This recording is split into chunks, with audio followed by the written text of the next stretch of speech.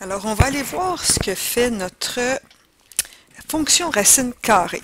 Alors, on va tout d'abord se baser sur notre fonction degré 2. La réciproque d'une degré 2, ça devient des racines carrées. Nous, on voit que quand on fait notre réciproque, on a ça comme ça ici. Quand on fait la réciproque, ça nous donne une espèce de C, comme ça ici. C'est pas une fonction.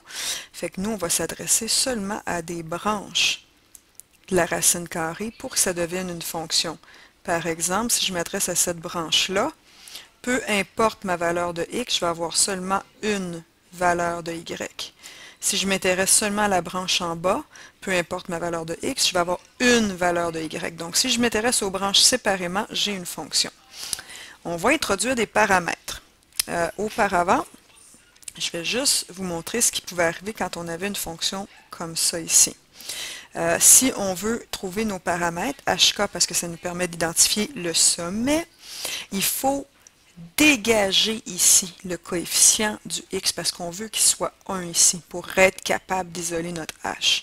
Si on fait ça, on se trouve à avoir x moins 4. 2 fois moins 4, moins 8. Donc tout ça est au carré. On peut dégager notre h, puis on se retrouve avec un autre paramètre qu'on appelle le paramètre b ici. Nous, ce qu'on faisait, on ne le mettait pas ici parce qu'on réduisait notre fonction. C'est-à-dire qu'on mettait le 2, évidemment, il est au carré, parce qu'ici, le 2 se distribue sur le 2 et sur le x-4. Donc, on le prenait à l'écart, on gardait ça ici. On avait notre 1, et tout ça ensemble, c'est 3 fois 4, 12. Donc, ça nous donnait 12 ici, et ça équivalait à notre paramètre A, ici. Donc, on avait la fonction réduite. Ça ne veut pas dire que le B n'existait pas, il pouvait exister, mais il a été introduit dans le A pour avoir moins de paramètres. On va partir de la complète comme ça ici. Mais ça, c'est la fonction de base complète qui a été transformée. Fait qu'on va essayer de voir comment jouent nos paramètres là-dessus. Et je vais commencer par la fonction de base. Donc, je vais remettre ça ici comme ça ici et je vais aller chercher celle-là. Alors, la fonction de base, l'équation de base, c'est celle qui est racine de x. Si j'ai 0, donc, ben, racine de 0, ça me donne 0 en y. Si j'ai 1, ben, racine de 1, ça va me donner 1. Si j'ai 2, ben, bon, je vais mettre pas 2, je vais mettre 4. Si j'ai 4, ben, racine de 4, ça me donne 2. Puis si j'ai 9, ben, racine de 9, ça me donne 3. Alors, si je mets ça dans le plan cartésien, ici, dans le plan de GeoGebra,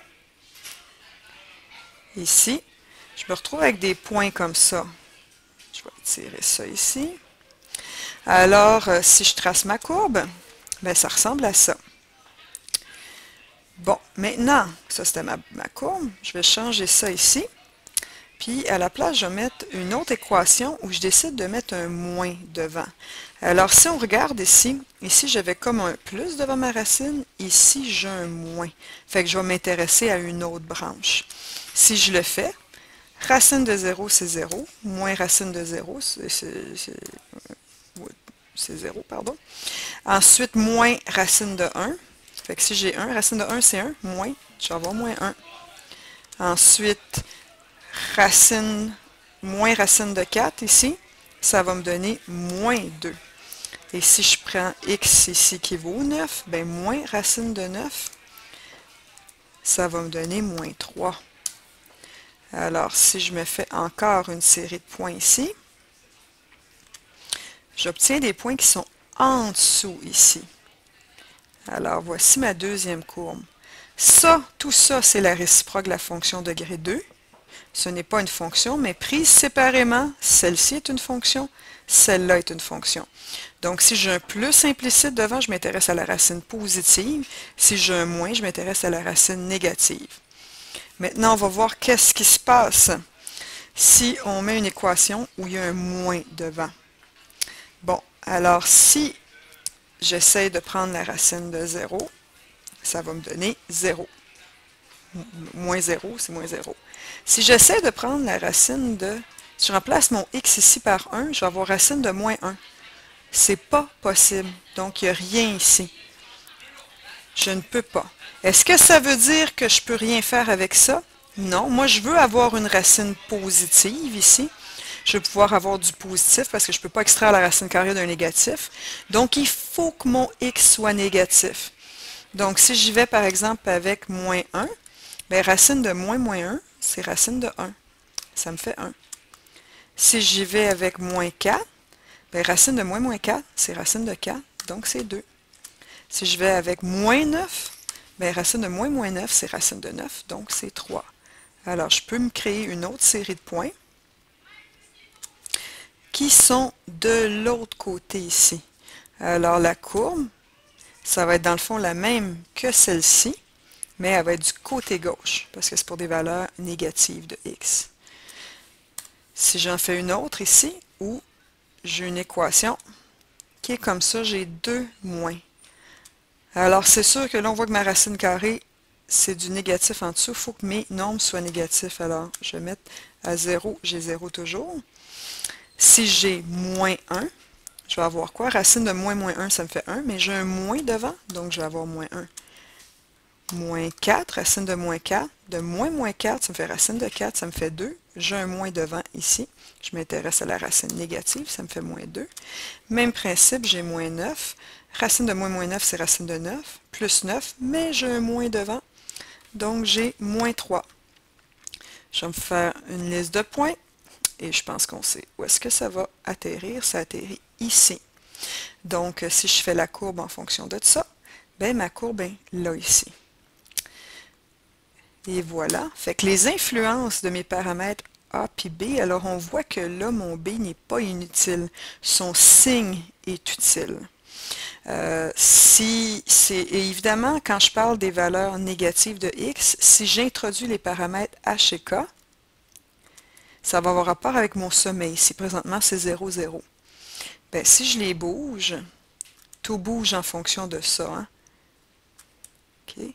Donc, dans ce cas-ci, par exemple, quand on dit qu'on a un positif, bien, à partir de notre sommet, si on a un A positif ici, on va vers le haut, et un B positif vers la droite.